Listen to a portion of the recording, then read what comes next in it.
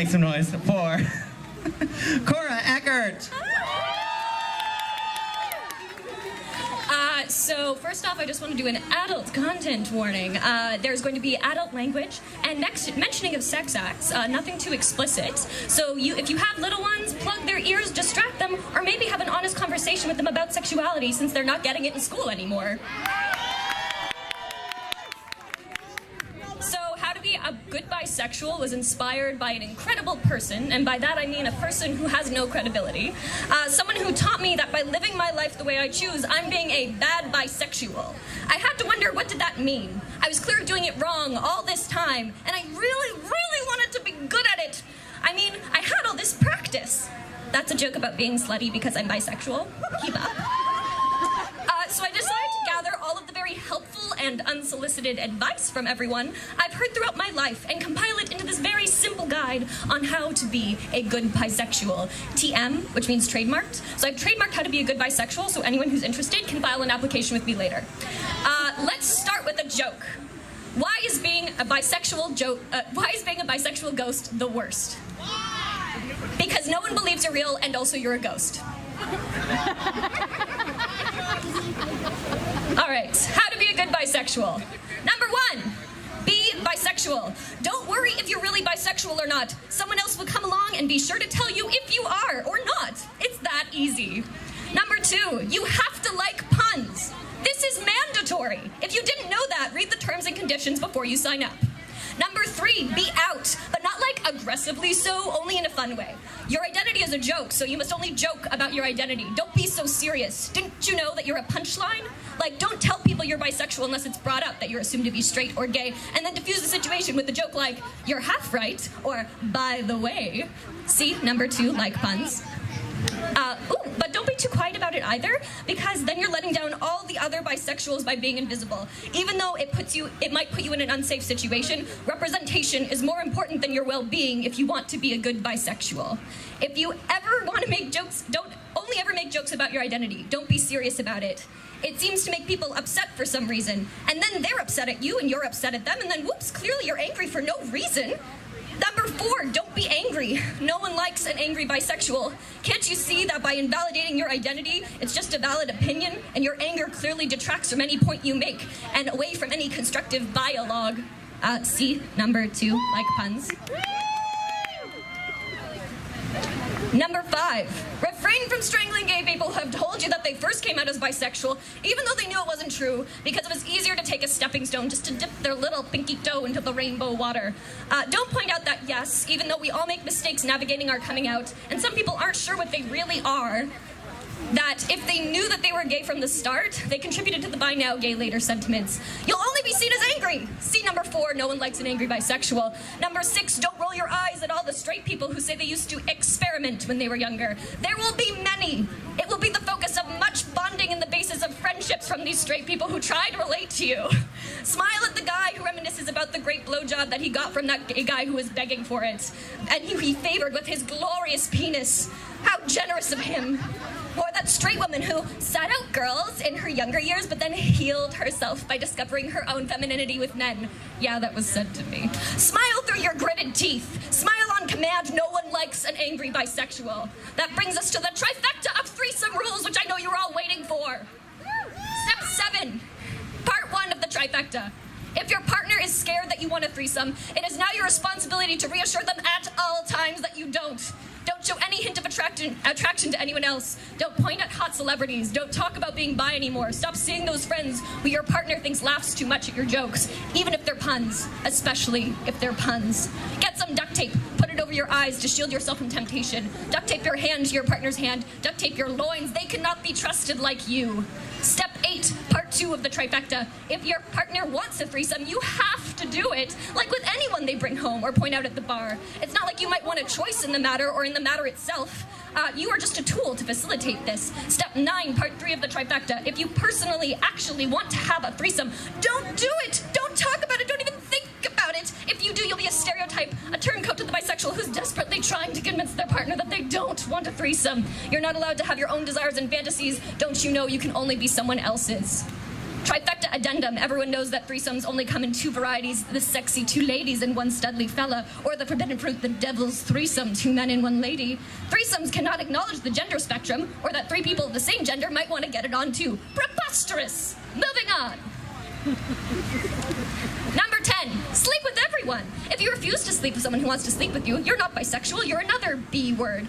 Why won't you sleep with everyone? You're bisexual. Why are you so angry? See number 4, no one likes angry bisexuals. Number 11, sleep with no one. If you sleep with anyone, all it does is prove you're really gay or straight. The only safe route is to be celibate in a state of no content, or would that make you asexual? No, that's ridiculous, because clearly like bisexuals, they don't exist either. So either way, it's best to be all by yourself. See step number 2, like puns. Number 12, be monogamous, serially monogamous anyway. Exploring alternate relationship formats that question traditional standards are not for you, but make sure you spread it out along the gender lines. I mean, how can anyone really know you're bisexual unless you've tried everything? You can't trust that little voice inside telling you it feels right. Feelings aren't real, but don't leap to one end of the gender spectrum and then the other to get that perfect Kinsey 3. That's too obvious. Just swing from vine to radically different partner to vine, like Tarzan swinging from vine to vine, regardless of attraction to a particularly strong, sturdy, and attractive vine. But don't, actually swing. Be monogamous. 13, God forbid you cheat. God forbid you cheat with someone with a different gender than your current partner. If you do, you're not just a cheater, you're a traitor, because you are the representative of all bisexuals, not just an individual and a signing she of many different people. So let that guilt weigh down on you, even more than just regular cheating, you stereotype. Number 14, love is not for you. Love is proof. Have your sexual resume ready at all times for anyone who asks, even strangers. It is their right and responsibility to make sure you are not lying about being bisexual, to interrogate every little bisexual cranny of your soul.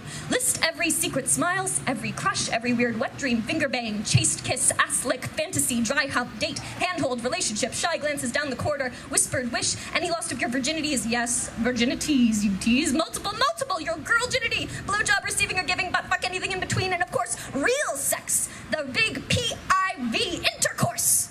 Which must mean, if you're straight deep down inside, if you could get through it and enjoy it, and if you didn't enjoy it, you must be gay, because it couldn't possibly be related to lubrication, position, attractiveness of that particular partner, dubious consent, the prowess of that partner, etc. You just must be gay. In fact, to help with the bisexual interrogation, just install a floor-to-ceiling window in your bedroom so that everyone can see actually how bi you really are. Didn't you know by now that you should be on display at all times for people to poke and prod and marvel at you? You should be flattered. They just can't fathom you. You're unbelievable. See number 2, like puns. Number 15, don't identify too strongly with the word bisexual. I mean, really at its root. It just means cheap, tacky exhibitionism, drunken one-offs, out-and-out sluttishness, incapability of commitment, being a threat to relationships, your own and others, and being a spreader of disease.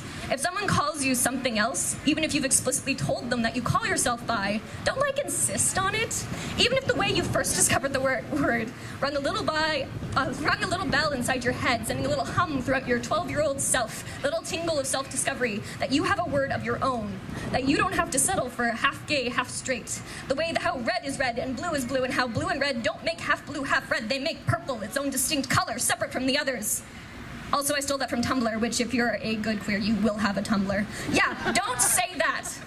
You'll be seen as emotional, or gasp, even angry. And remember, no one likes an angry, well, whatever you are. I mean, isn't everyone a little bisexual? Which effectively means that no one's really bisexual, which means, are you really bisexual? Probably not, right? Labels aren't important, especially if they're important to you. 16, let them say that being bi is inherently transphobic and non-binary and agender shaming, that it reinforces the gender binary. Never admit that English is an imperfect language depending on ancient Latin roots that might not carry over full meaning to what we endow it today, or that you define it as your gender and others, or say that maybe you're only attracted to 2 particular genders and you don't want to call yourself polysexual, and also completely ignore that some people who are trans, non-binary, or agender, or intersex sometimes identify as bi too. No one really buys that, right? Buys that? Number 2, like puns. 17, don't point out that bisexuals are more likely to lie about their sexual encounters with healthcare professionals than straight or gay people, leading to poor physical or mental health problems due to fear of being stigmatized as promiscuous by their doctor. Don't point out that bis are prone to higher rates of depression, anxiety, self-harm, and suicide than gay or straight people, that bisexuals, regardless of gender, are more likely to experience sexual violence in their lifetime or intimate partner violence than people who aren't. Don't point out that despite being the largest population of our beautiful rainbow, with overlap in many other parts, that we receive less financial support and research than our counterparts. Or if there is a research, that it is on the validity of bisexual existence, which is determined by how hard a penis gets when looking at porn, or how wet you get, or where your brain lights up when you see monkeys screwing on TV, because obviously the emphasis on the word bisexual is sexual.